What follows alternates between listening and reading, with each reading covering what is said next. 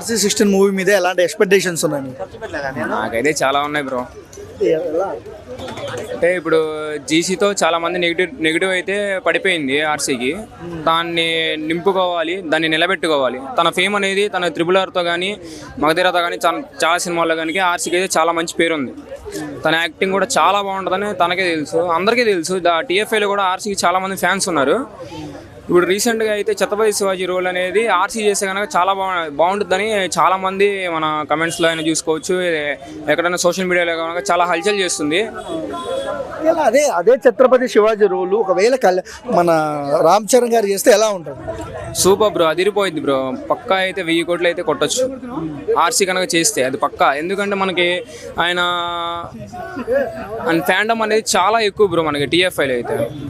ఎందుకంటే తన యాక్టింగ్కి చాలా మంది ఫిదా. ఎందుకంటే మనం చూసుకోవచ్చు, మన మగధీరలో ఎంత బాగా చేశాడు. తన రోల్ అనేది అది రాయలసీమ, అది రాతి యుగం నాటి కాలం నుంచి తను చేసే యాక్టింగ్ మగధీరలో చాలా బాగా యాక్ట్ చేసిండు. తన యాక్టింగ్తో చాలా మంది మనసులు గెలుచుకున్నాడు. మగధీర తను పెద్ద హిట్ కొట్టాడు. అదే కనుక మన ఛత్రపతి శివాజీ గారు రోల్ తీసుకొని అదే కనుక రాజమౌళి గారు రామ్ చరణ్తో శివాజీ గారి హిస్టరీ కనుక బయోపిక్ చేస్తే కనుక అది 1000 కోట్లు పక్కా దాటిపోయింది బ్రో. 1000 కోట్లు పక్కా దాటిపోయింది. ఓవరాల్గా రామ్ చరణ్ గురించి చెప్పమంటే ఏం చెప్తారన్న?